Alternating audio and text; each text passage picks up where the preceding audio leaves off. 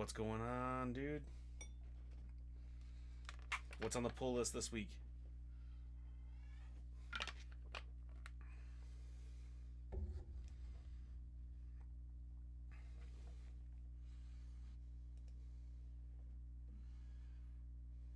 What's going on, everybody? My name's T.S. and I write comics, and I'm here to answer any and all questions about my comic books, like The Digger, which comes out in February. It's basically What If Indiana Jones Hunted Shortround. It's being published by Invader Comics, an awesome little indie publisher. And also, I just want to know what you got on your pull list this week. What are the new comic books that you're picking up at the comic book shop? Are you going to make it out there? I know it's storming like everywhere. Everyone's getting snow and ice and hail and stuff. Man, it's crazy. When I finish my comic, I might want you to read it for me. I would love to read your comic, Val, dude. Please. What's it about? Go ahead and pitch it in the comment section. I would love to hear about it. And of course, I will gladly give you feedback if that's what you want. Just let me know when you do what kind of feedback you're looking for. I love helping people with their comics. I always love seeing what everyone's working on. No comic book too small either. But I always am curious what kind of feedback are people looking for, because I'm a writer, so I can help on writing. I can give you notes about your artist or whatever, but remember, art is subjective, so other people's opinions, expert or not, really don't matter as much as your audience. So if people like your comic book, that's really what matters. And also, once it's done, how much feedback can you really get? How much can you really be helpful at that point? Because book's already completed. Maybe I can help you on what comes next, but I just always try to couch it a little bit, because I don't want you to think that I'm gonna tear your book apart or tell you exactly what you need to do next time, because it's not like I work for Marvel or something. You know what I mean? Like, I'm still a small fish in the grand scheme of things, but super flattered. I would love to check out your book no matter what.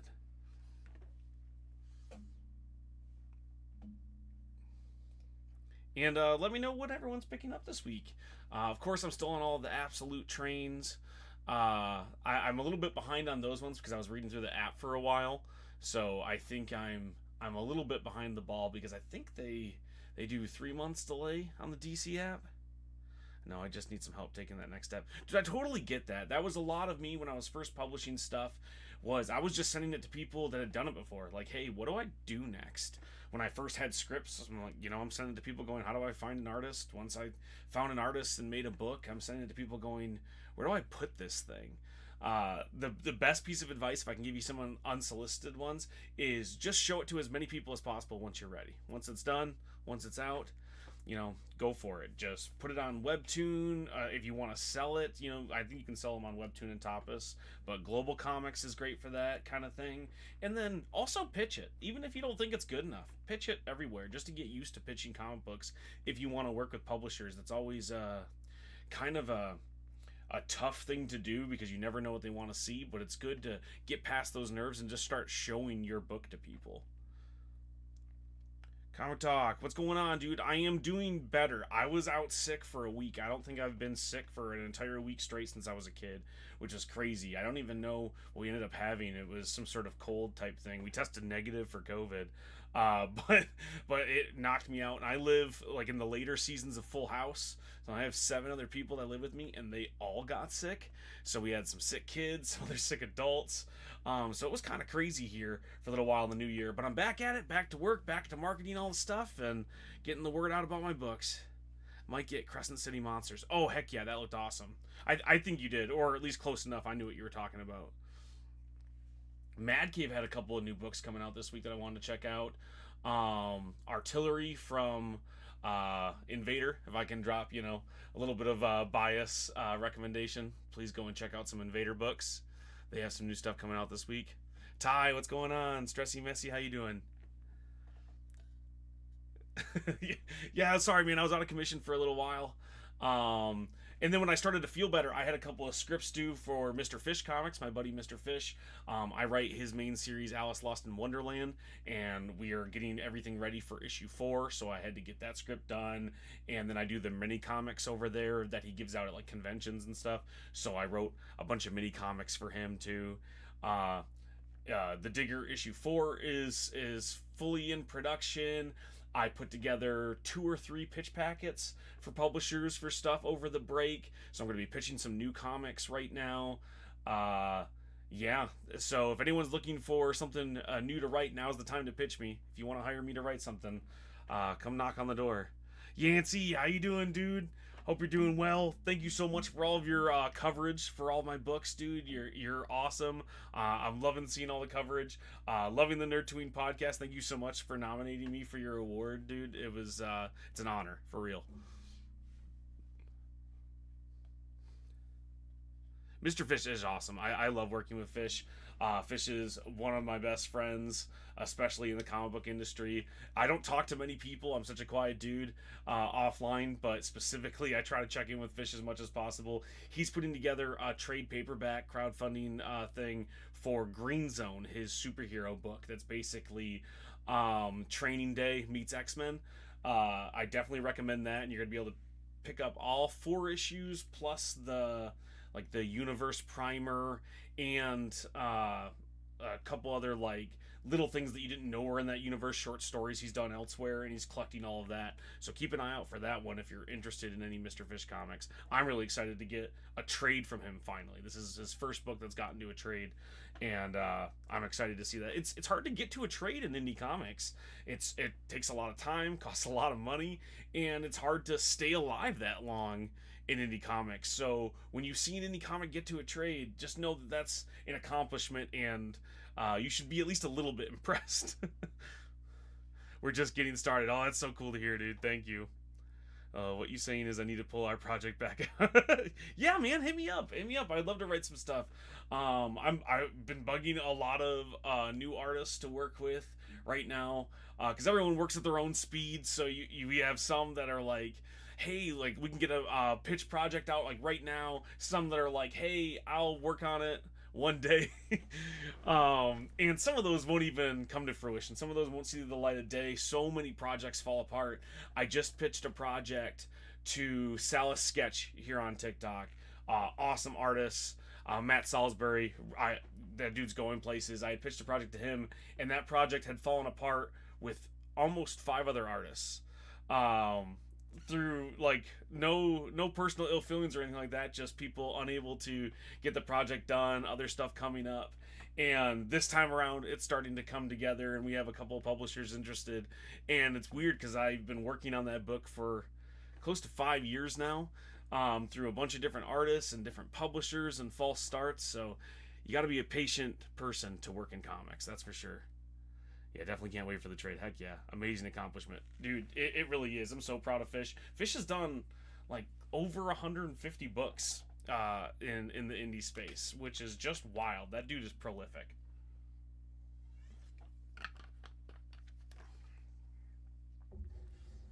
Taylor Comics is so dormant. It's crazy. I mean, it's hard. I was just talking to a couple of people recently. Chris Albright, who writes I'll See and has a podcast. I was on his podcast recently, and that dude does a million different things, like Renaissance Man. And I used to try to do that too. I used to try to do podcasts. I was in bands. I sang and I played instruments and stuff. And I was always trying to be everywhere. And I was not good enough at it. There are some people who are just really talented at many different things. And for me, I didn't have the focus to get good enough to get noticed, to get any traction, until I doubled down on comic books and writing, and that being my main thing, because I wanted to do 100 different of them, and it just didn't work. I wasn't good enough. I didn't have the discipline. And when I started just focusing on writing comic books and deciding I want to break into comics, that's when I started to find some success.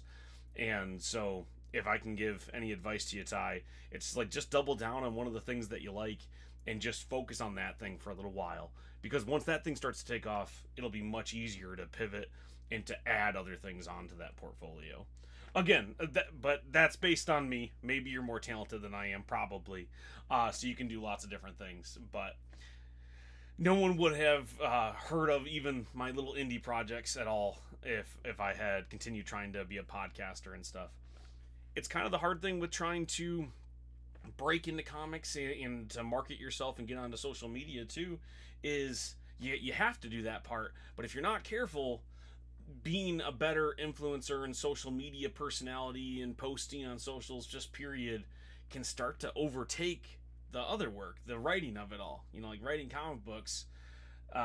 There was a time where I was trying to get better at socials when I was trying to get to 1,000 followers so I can go live, and like I had to post 2-3 times a day, and I was starting to get some traction there, and I found myself not writing at all. There was like a month where I realized I hadn't written anything in 2-3 months, hadn't pitched anything, hadn't come up with any new ideas, hadn't even like solicited any new artists to work with, and I was doing much better in the social game. I had a lot more followers. I finally had people listening. I had people commenting on stuff. But I wasn't, this isn't what I wanted to do. I didn't want to be a social media influencer. I didn't want to do the social media stuff. I'm not that good at this part, anyways. And so I probably could do this part of the job a lot better. Like, if you've seen any of my stuff, I'm sure you know that I could be more entertaining. I could put out better videos. But the reason why I only talk about comics, I only talk about my comics, I only answer questions about comics, is because I want anyone who sticks around, who follows, who hangs out to chat, to know what they're getting into. I'm just here to talk about comic books, and mostly what I do is I write them. And when you double down like that, yeah, your influence doesn't grow, you don't get 1 million followers, but the people who stick around, you guys know that I write comic books. That's my thing. That's what I want to do. I don't want to be an influencer, so you kind of know what you're sticking around for. There's no bait and switch. Yeah, I lost my laptop, so doing more than one thing is harder, so I couldn't give as much attention. Yeah, it's hard, man. Thanks for sharing that knowledge. Listen, anything that helps, Phil. Feel free to ask any questions, too. I'm no expert on any of this stuff, but I will tell you what I've learned. It's a catch-22, especially for family people like us. Can't read when you're writing, etc. Yeah, like that part is hard. And I try to keep up with comics as much as possible. One of the reasons why I do these streams and I try to target them on Wednesdays is so everybody else who can afford to get maybe more books or different books than me can tell me what they're picking up at the shop, because I can't always afford to make it out in the shop. I don't always have the time, being a family dude and stuff. So I like to hear what everyone's talking about, because it's still part of the job, is to be in it, is to be on social media and talking about your books, but also communicating with the community, paying attention to what people are reading, what they want to read, how they're feeling about what they're reading at the time. That's all part of it. And I see some people who get really insular, and they only stay in their bubble. They don't read comic books, they just write their stuff, and I think their work suffers for it sometimes. And also I think that they can do something that I can't, which is not pay attention to what's happening right now. I feel like for me to be the best kind of writer that I can be, I need to be paying attention to all of these things, and being a part of the community so far has helped me do that. And also, like, to be honest, I like doing it. I like chatting with people. This is the most social interaction I get, other than when I pick up my kids from school. I don't leave very often. I'm usually in my little dungeon office here writing comic books, advertising comic books, reaching out to people about said comics. I do 3 times a week on live, but I don't do more than 2 hours so I can get other stuff done.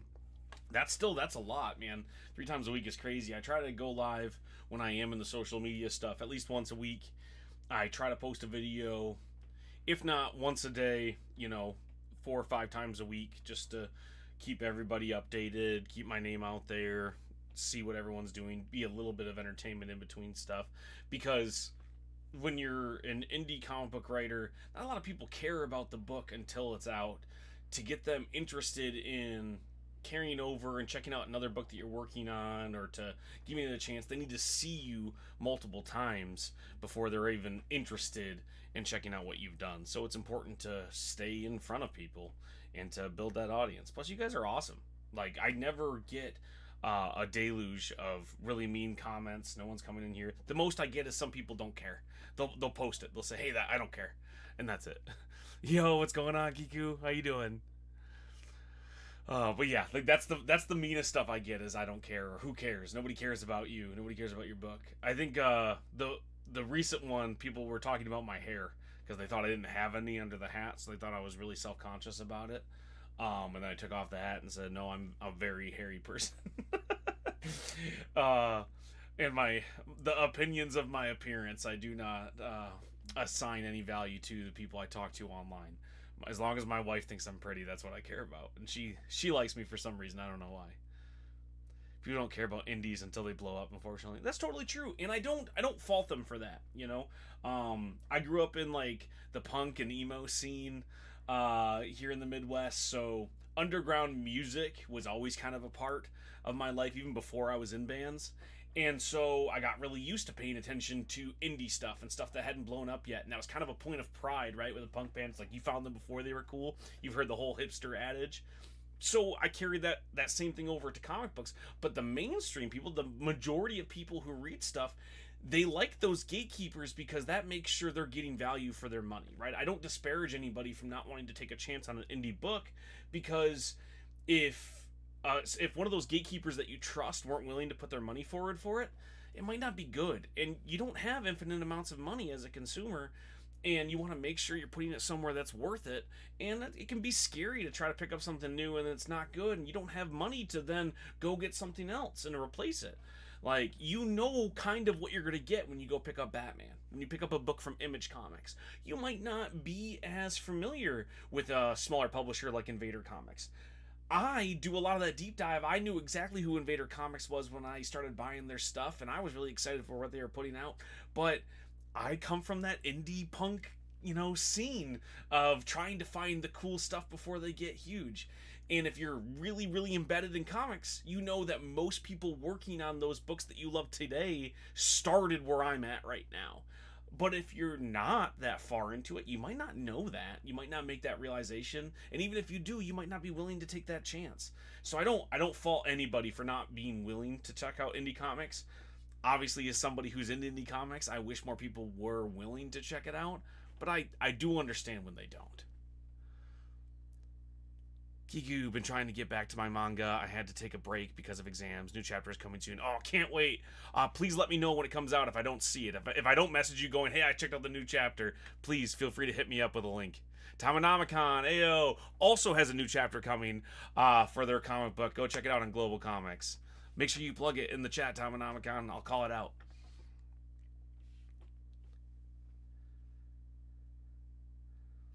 Ty says, well, it's not as bad as the pro side because most do it daily or multiple a day. Yeah, it's hard. I think trying to compare isn't going to get me anywhere because I'm not as knowledgeable on that side. But pros, I feel like you might even have a harder time because at least when I talk about my comic books, I can show something. Whenever you have to try to convince someone to check out a prose novel, you can only go off the blurb, off the summary, off the pitch, and you can show them the cover of the book, but that's about it unless you're reading a chapter out loud. Like if you're doing a reading, it's really hard to market a prose book to a general audience past the idea of the book. Matt Fraction is a perfect example, Yancey. Matt Fraction is the person that I learned how to write from. Like I studied Matt's scripts when I was first starting, and Matt was like an indie darling. Matt had done all of the indie stuff and then finally broke through with a couple of his books, and then did the Marvel thing and the DC thing, and then went back to like his creator own. And when you're really in it and you know that someone like Matt Fraction had that journey, or the journey that Stephanie Phillips is having right now is a great example. If you're in it and you're paying attention to Stephanie Phillips and what Matt did, you saw that they started in the indie trenches, broke through a little bit, then got some of the big two work, and then like did their creator own thing, and now they're like superstars, right? But if you're not paying attention to that, the first thing you read from Matt might have been, his run on Iron Fist or Hawkeye, probably more than likely, and that's the first thing that you saw. So he started at Marvel. You didn't see any of his, little to no known indie stuff, and maybe you didn't know that's where he got started, was trying to, sell an indie book at conventions. And again, I don't disparage anybody for not knowing that stuff. That's kind of, that's deep ball knowledge, but it is surprising sometimes when you're like, oh, I love comic books, and you don't know that they come from that indie side, and they're so uninterested in that kind of thing. Thank you so much, Kiku. I look forward to seeing it. And Tomonomicon's books Greater Than Zero, issues 1 through 5 are out on Global Comics right now. Issue 6 is coming this quarter, they said. So go check that out. I can attest, it's very, very fun. Go check it out. And if you're a publisher, pick up Tomonomicon's book. What are you doing? Yeah, Stephanie Phillips, too. Stephanie Phillips, like, is awesome. And my favorite thing about working in comics is, even if you don't know them personally, which I don't know a ton of big name pros personally. I have a few that have been kind enough to write me back here and there, have some correspondence, follow me on here. Like, Stephanie Phillips follows me on social media, but we're not, like, we don't talk, you know, I don't know her like that, and vice versa. But they've all been so kind to the people trying to come up and to trying to work and break out of the indies, but or trying to stay in indies and just trying to put out comics. All of the pros that I've had the good graces of crossing paths with have been so kind, not just to me, but to everybody in the indie scene, and supportive, still backing crowdfunding campaigns, and, you know, telling people about their books and stuff like that. I don't think there's as much room, and they don't have as much control to, like, help more people up and go, like, yeah, work on this book with me or like that, because there's so few gigs to go around. But I do worry sometimes when you're in that indie space. It's easy to get jealous of people who have made it, and for me, it's really easy not to, because they've all been so kind and so generous with their time and giving back to the community that I never feel like they feel like they're better than us or something. Is the Digger date still the 28th? No, it is February 4th, Talking Comics. Please go and listen to the Talking Comics podcast. Love that show. But yeah, no, it got pushed back to February 4th. There were some issues with the publisher and printing and stuff, and it got delayed through, I don't think, anyone's, you know, control. Nobody could really fix it, but it is what it is, so it got delayed to February 4th. And, yeah, so it's coming out in February now. And I think both issues 1 and 2 are coming out in February now. So yeah, so February 4th for issue 1 at least. Dang it, Annika will not be happy. I'm so sorry. Tell her I'm really, really sorry. If there's anything I can do, trust me, I would have loved to have it out when it was out. I had a lot of signings. I had a couple here in the Midwest, and then the ones that really stunk were the ones that were out west. I had a couple in, like, Utah and California that I was going to go do some signings at, and I couldn't get a refund for when it happened. Excuse me. And so I was unable to reschedule the signings when it got delayed, so I was out some of the money. And part of being small, like, when a shop is, like, letting you do a signing there, that's what it is. They're letting you do a signing. They're doing you a favor, because they don't know who you are. You know, they're not going to get a lot of business from someone, you know, like T.S. Luther going to do a signing at their shop. That's not going to get them a ton of business. So they're doing it to give back and to help you out. And so whenever there's any sort of issue, a delay, you don't show up, anything like that, that makes them not want to do it again. And because they were doing you a favor. And so that part's kind of upsetting. Like, obviously I wanted to do it. It's a great ego boost. It'd be fun. But also, I don't want to burn those bridges with those shops. So that part is kind of stinky. I'm kind of upset about that, because, you know, a shop and your publisher and all that stuff, that's your gateway into getting more work. Those are the people that you need to impress. You need to make sure, as a comic book creator, that you're making money for all those people if you want to continue to get work. And so the last thing you want to do is let them down in any capacity. And so that really stinks. Even though I couldn't control it, they don't know that. They don't know what hand I played in it. They just know that, you know, they stuck their neck out for me, and now I'm not going to be there for those signings. And that stinks, on top of me losing the money on the travel and stuff. So yeah, February 4th is when it's coming out. We're just ready for it. Dude, I'm ready for it too. And you have the digital copies. I know I've sent them to you. Got to go. Talk to you later, TS. Oh, thank you so much, Ty. Thanks for hanging out, dude. I have work for you. We will talk soon. You have work for me? That's crazy. But I'm in, man. I'd love to work with you. I'll write whatever you need. I think. Gotta be careful making those, like, general statements. All that being said, too, if you have a shop near you that wants to do a signing or something for the later issues as they come out, or, you know, I could probably make something work in February. if I don't have to travel now, because I don't have the money for that travel. But I will gladly sign stuff, and there will be other books. I was just excited about this one. But anyways,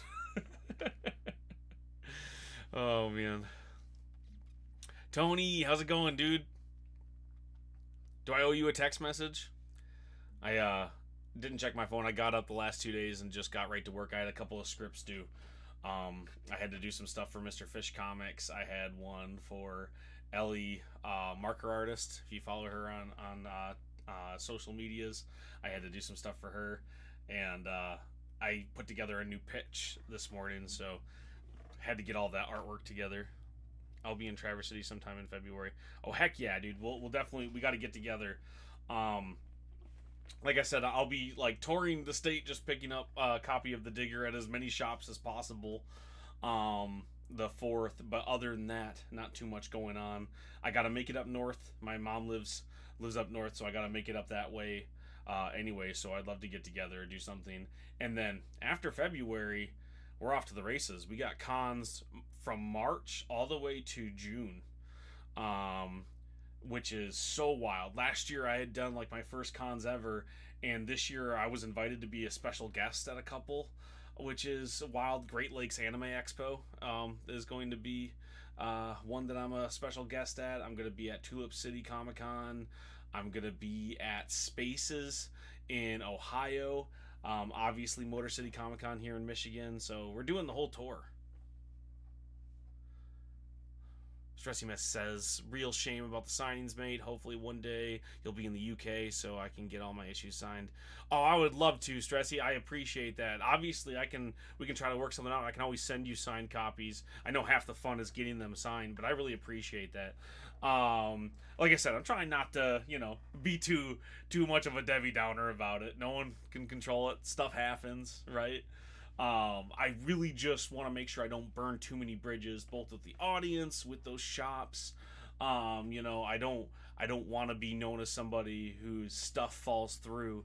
That's why, like, I try to hit any deadlines that I have. I try to always make sure I deliver the best comic book as possible. And as I make new relationships with these shops, I want to make sure that they know I can make money for them. Like, if you buy some of my comic books, they will sell. They're not going to sell absolute Batman numbers, but they're going to sell. I have an audience, and if you invite me for something, I'm going to show up and do those signings. So that's the only part of it that's upsetting, is I just don't want to burn any bridges.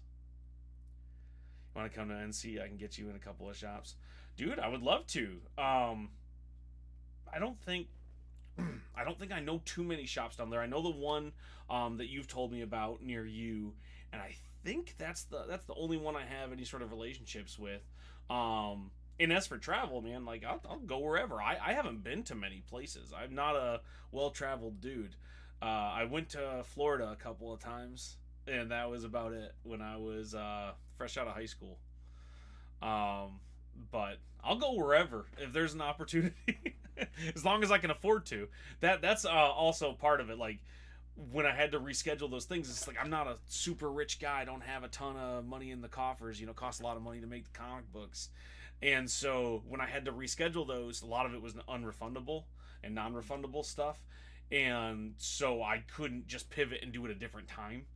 I don't have that kind of liquidity, let's say. I'm poor.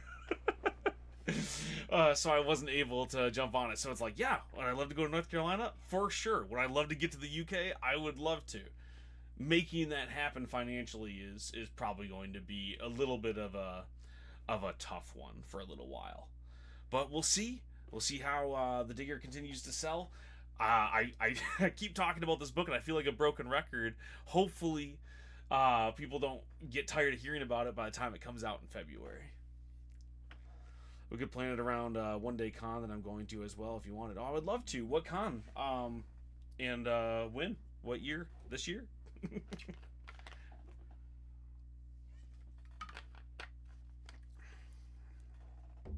Also, I gotta know what kind of books you want me all to be pitching. If there's anybody on here who's interested in reading more indie comics and stuff, because right now I'm pitching a couple of horror comedy things to some smaller publishers.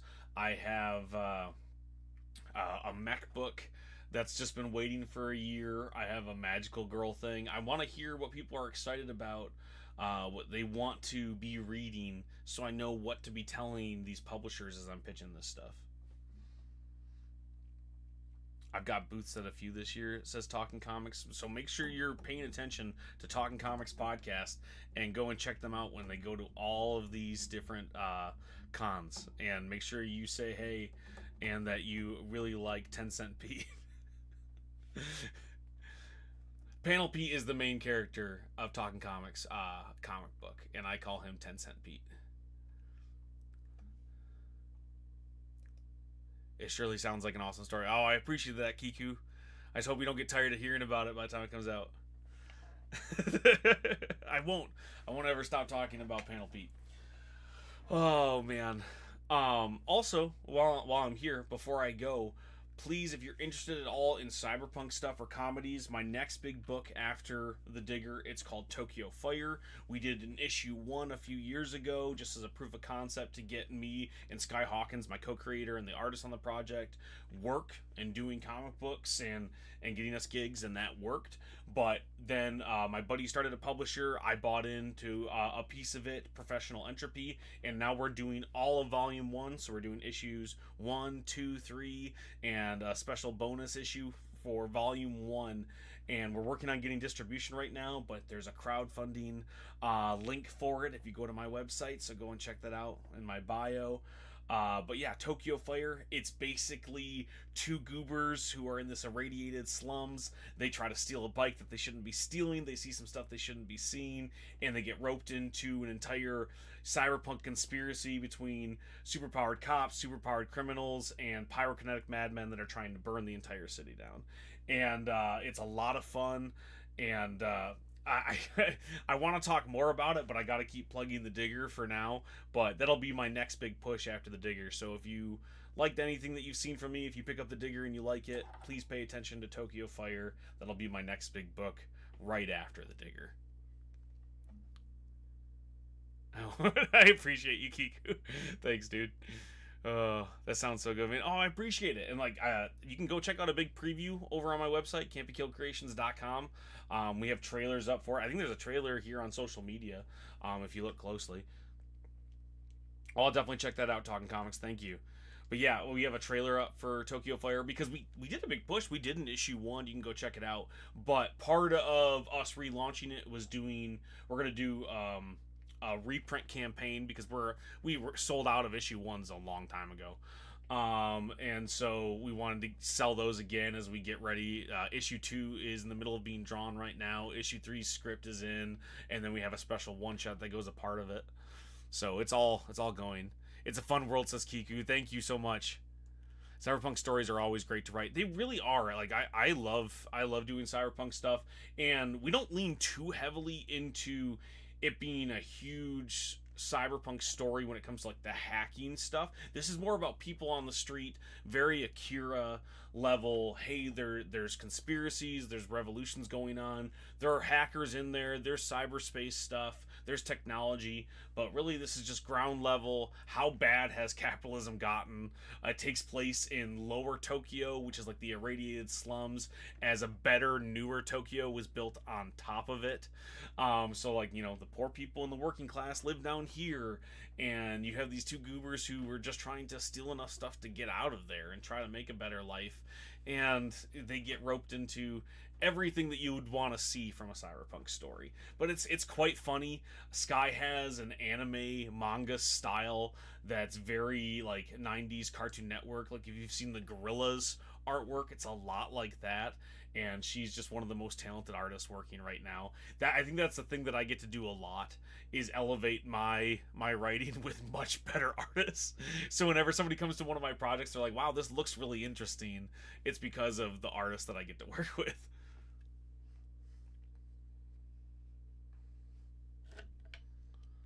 Sorry, I'm getting a million messages right now.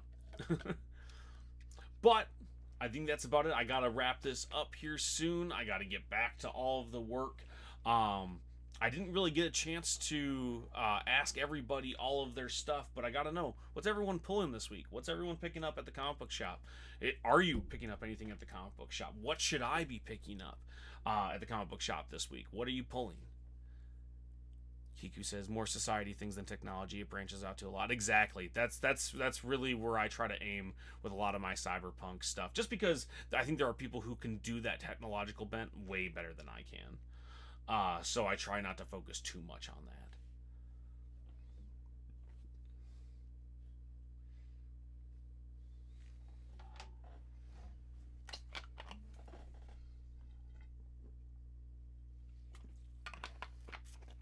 All right, everybody. I'm going to bounce out of here. Thank you so much for hanging out. I will talk to everybody else soon. And, go and check out The Digger. Go to your local comic book shop. Ask them to pre-order issues 3 and 4 if they haven't. Make sure you add issues 1 through 4 to your pull list. We're on League of Comic Geeks. It's from Invader Comics. My name's T.S. Luther, and I will talk to you soon.